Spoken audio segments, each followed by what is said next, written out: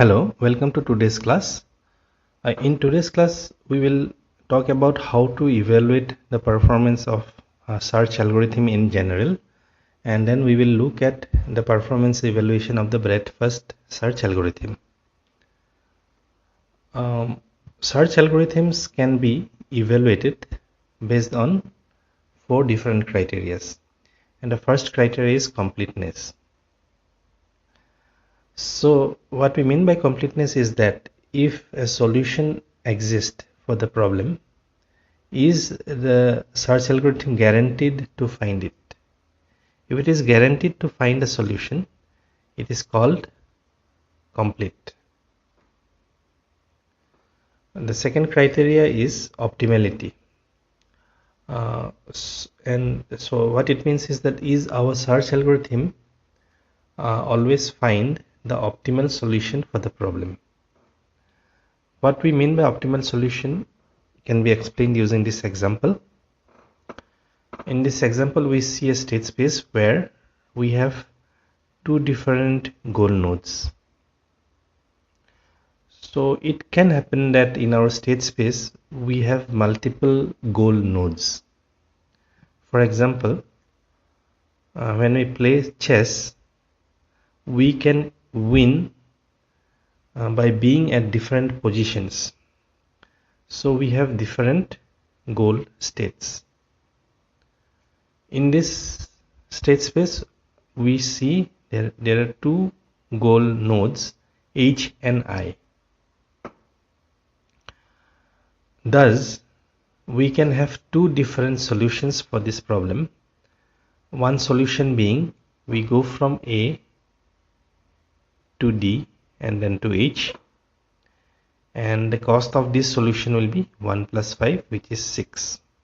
Whereas the second solution is we go from A to C, then to F, then to I, and the cost of the second solution is 1 plus 1 plus 1, which is 3. And among the 2 different solutions, the optimal solution is the one which has the least cost, and in this case it is from A to C, then to F, then to I. So that's what we mean by optimal solution, and we evaluate the performance of search algorithms based on whether they always find the optimal solution. The next criteria is the time complexity, which means how much time it takes for the algorithm to find a solution. And space complexity, how much of memory is needed to perform the search. As we talk about measuring the performance of the search algorithms, we introduce some notations, and the first one is the branching factor, which we represent which is represented by B, and the branching factor means the maximum number of successors of any node. So in this example, node A has 3 successors, which are B, C, and D, and similarly node B has only 1 successor, node C also has only 1 successor, node D has 2 different successors, and so on. And if we look at the complete state space, we see that A is the node which has the maximum number of successors. It has 3 successors, and hence for this state space the branching factor is 3. The next notation is the depth of the shallowest goal node. So at what depth the shallowest goal node is present, and we denote it using the small case letter D. And what do we mean by shallowest goal node? Again, going back to the same example, here node A is at depth 0 and the successors of A are at depth 1, and then we have depth 2 and depth 3. And now the goal node H is present at depth 2, whereas the goal node I is present at depth 3. So among these two goal nodes, the shallowest goal node is H, and hence H is present at depth 2, and hence small d will be equal to 2. So it's the depth of the shallowest goal node. And the next notation is the maximum length of any path in the state space, which is denoted by small m. Again, in this example, the maximum length, one possible is from A to C, then to F, then to I, which is a length of 3. And similarly, another path A to D, then to H, then to L. So in this case, small m is equal to 3.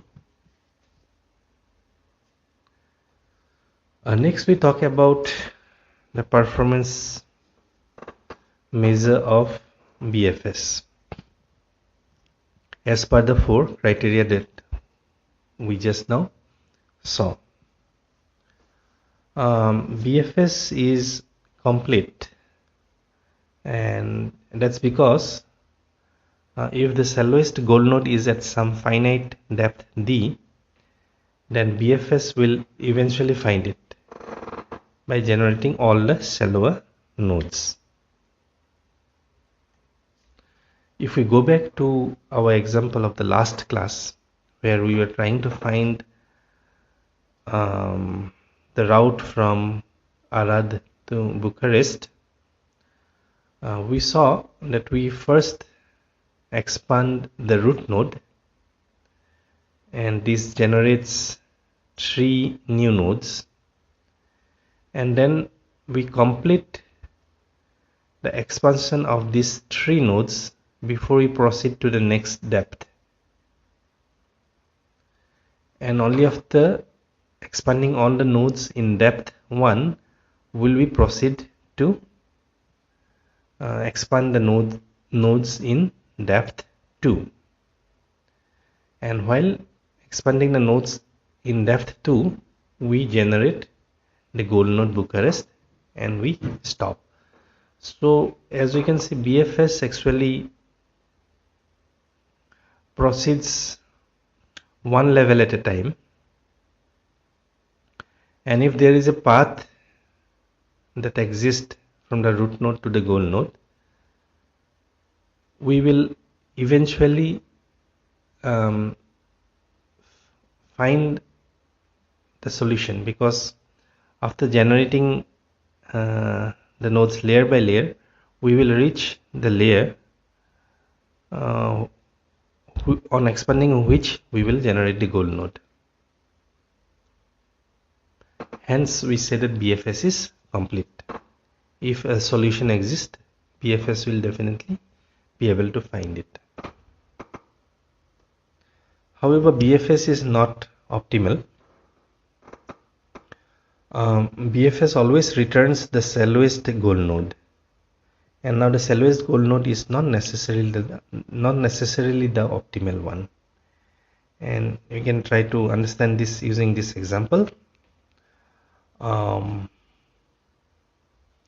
Bfs will first expand the node in depth 0, and then it will expand the nodes in depth 1, and after that it will expand so while expanding the nodes in depth 1, it will eventually expand node D, and while expanding node D, it will generate the goal node H, and when we have generated the goal node H, we will stop and we will return the solution A to D, then to H.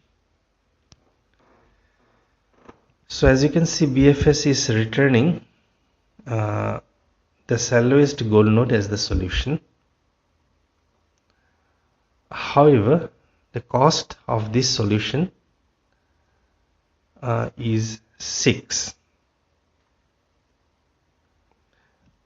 However, since we have another goal node, there is another possible solution to this problem, and the alternate solution is we go from A to C, then to F, then to I, and the cost of this path is 3. So among the two solutions, the second solution is the optimal one. However, Bfs will not return the second solution. It will always return the solution to the shallowest goal node. The same thing we can see in the example that we used in the last class. In the last class, we were trying to find a route from Arad to Bucharest, and in that explanation we saw that Bfs returns the solution Arad to Sibiu, then to Făgăraș, and then Bucharest.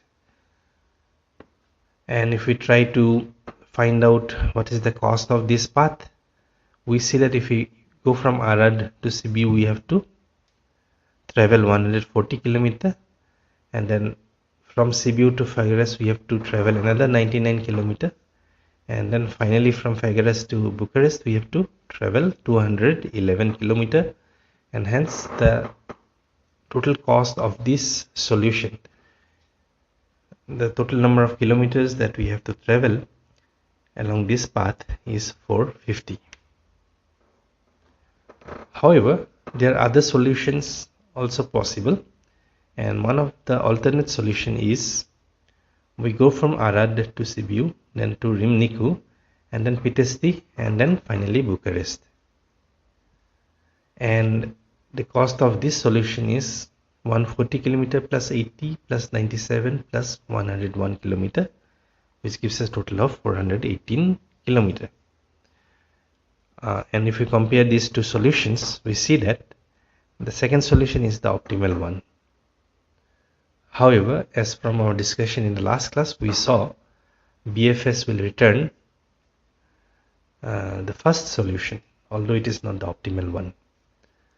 Hence, we can say that Bfs is not optimal. Now let us try to calculate the time complexity of Bfs. And for that, let us consider the branching factor to be B, and let us assume that the shallowest goal node is at depth D. So we will start expanding at root node, which is at depth 0. So at depth 0 we have only one node, and now if we expand this node, since the branching factor is B, we will generate B number of nodes, new nodes. So after expanding the root node, in depth 1 we have total number of B nodes. So why B? Because the branching factor is B. Every node will generate, we are assuming that every node will generate B number of nodes.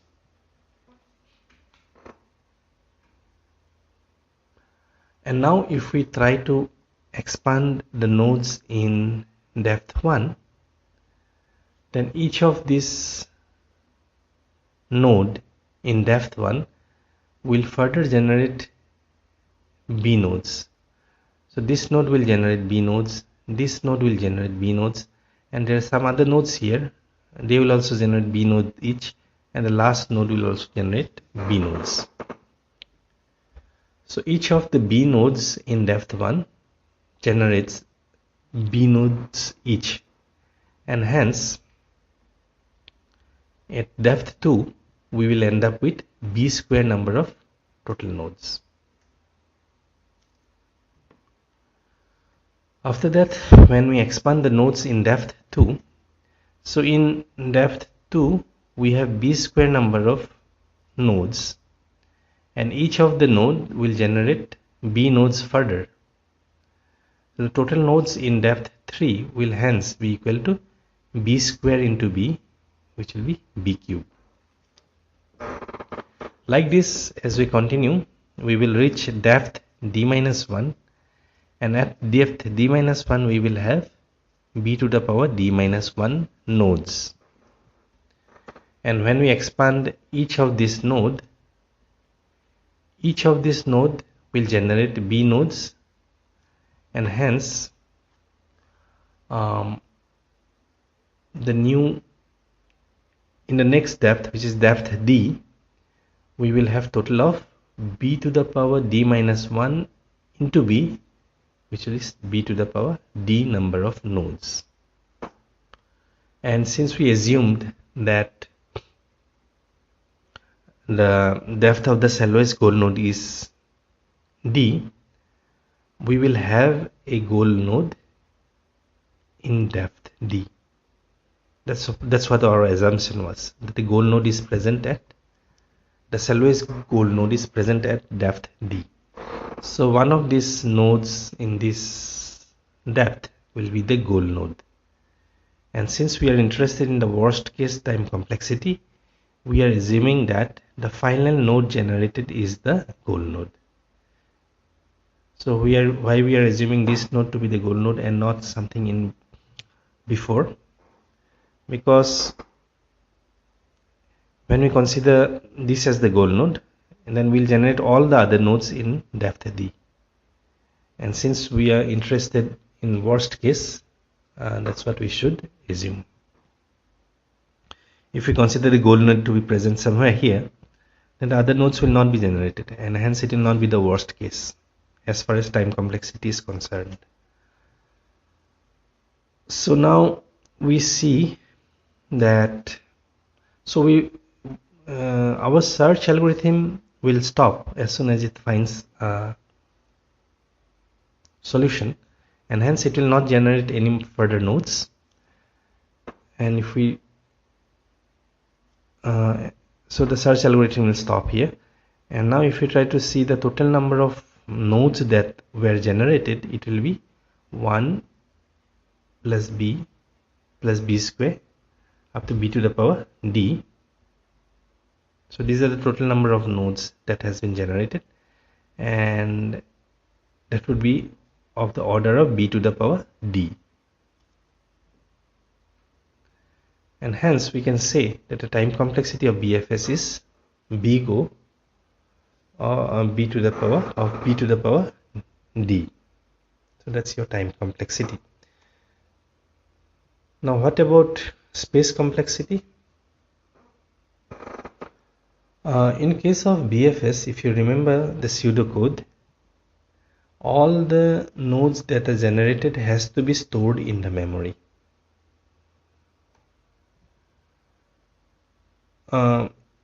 And just from the discussion in the previous slide, we know that the algorithm will stop when this node is expanded, because when we expand this node, we'll generate a goal node, and as soon as a goal node is generated, our algorithm will stop.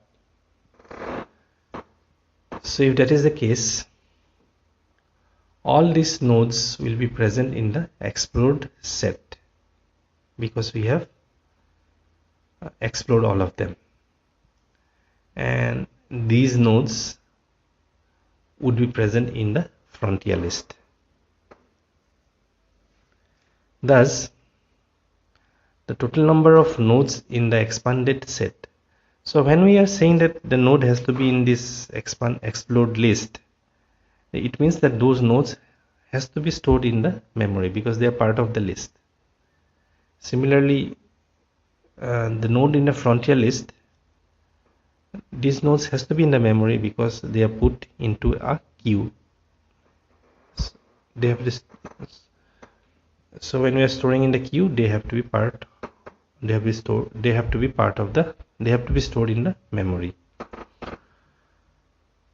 And now, if we look at the explored set, so all these nodes are in the explored set, and hence, if we count the total number of nodes in the explored set, it will be equal to 1 plus b square plus b cube plus b to the power d minus 1. That's what we have. And this expression is of the order of big O of b to the power d minus 1. And the total number of nodes in the frontier list is b to the power d, because that's the total number of nodes in depth d, which means the total number of nodes in the frontier list is big O b to the power d. So now the total number, and we have to store both this list and the memory. So the total number of nodes in the memory is equal to 1 plus b square plus b cube dot dot dot plus b to the power d minus 1 plus b to the power d. And this expression is big O of b to the power d. Thus we can say that the space complexity of Bfs is also big O b to the power d.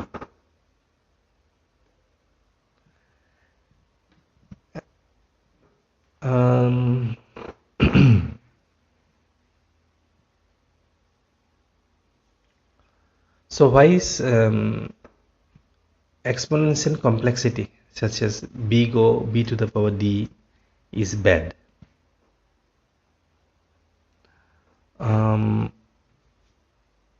This is bad because let me explain why it would be bad. And for that explanation, let us assume that we have a computer which is fast enough to generate 1 million nodes every second. And we are also assuming that a node requires 1000 bytes of storage. And we also assume that the branching factor is 10. So these are the assumptions. And this table shows what would be the total number of nodes in every depth. The total number of nodes in every depth, and how much time would be required to generate that many number of nodes, and how much memory would be required to store that many number of nodes. So when our search tree is of depth 2, then we will have only 110 nodes. So why 110 nodes? Because we had the root node, and from the root node, since the branching factor is 10, the root node will have 10 successors. So in depth 1 we will have 10 nodes. Now each of these 10 nodes, when we expand them, will generate 10 more nodes each, and hence at depth 2 we will have 10 into 10, that's 100 nodes. And now 10 plus 100 is nothing but 110. So now if we have only 110 nodes, since we can generate 1 million nodes every second, to generate this 110 nodes we will need only 0.11 microseconds.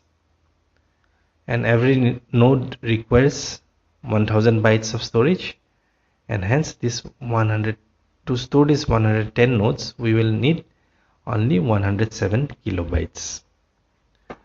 But now if we increase the depth to 4, then the total number of nodes will increase to 11110, and now to generate them it will need only 11 milliseconds, and the amount of memory that we will need is 10.6 megabytes. Like this, if we continue, we'll see that at depth 12, the total number of nodes will be 10 to the power 12, because we assumed that the branching factor is 10. And now when we have 10 to the power 12 nodes, that computer which can generate 1 million nodes per second will now require 13 days to generate all these nodes. And to store this many number of nodes, we will require 1 petabyte. And this entry in this table shows that the memory requirements are a bigger problem for BFS than the execution time. Because if we have a small enough problem where we only go up to depth 12, we'll still be able to solve the problem if we keep the computer running for 13 days. At the end of 13 days, we will have a solution for the problem. However, no computer has 1 petabyte of memory, and hence if we are using BFS to find a solution, it will not be able to find a solution. Further, we see that even the time required is also a problem. It's still a problem for BFS, because if the problem is complex enough that we need to go up to depth 16 to be able to find the solution, then we will generate 10 to the power 16 nodes. That will be the total number of nodes in the search tree. And if we have that many number of nodes, then this computer, which can generate 1 million nodes per second, will now require 350 years to find a solution for the problem. And the amount of memory required will be 10 exabytes. So hence we can say that exponential complexity search problem cannot be solved by uninformed methods for any but the smallest instances. So if we have a small instance, like we find a solution at depth 12 itself, then yeah, maybe we can use uninformed methods, because even if it runs for 13 days, at the end of 13 days we'll find a solution. However, for larger instances where we need to go up to depth 16, for example, then uninformed methods would not be the right choice, as we cannot keep it running for 350 years to find a solution. So that's all I have for today's class. What we saw is that in this class is how to evaluate the performance of search algorithm based on 4 different criteria, and then we saw how BFS is.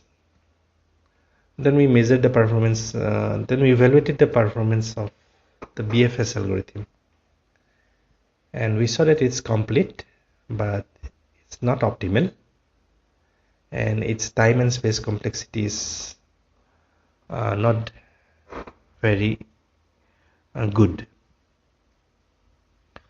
I missed one point where missed that point when we discussed about optimality of BFS. If we consider our problem to be of certain types, then a BFS algorithm will actually be optimal. And that will happen when, as we go from one depth to the other depth, the total path cost only increases. It doesn't decrease. So under those circumstances, even BFS will actually be an optimal algorithm. So the assumption is that as we go from one depth to the other depth, the path cost cannot diminish. It will only increase, or it remain the same. In the example that we took, we saw that as we go to the one path was 1 plus 5, that was total path cost was 6, and the other solution was 1 plus 1 plus 1, which was 3.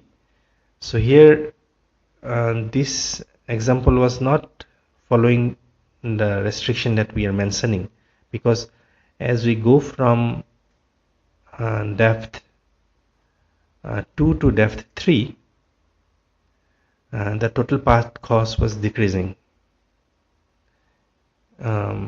In such cases, BFS cannot be optimal. However, if the path cost only increases as we go from one depth to the next depth, then even BFS will become optimal. So with this, I would like to end today's class. We'll meet in the next class.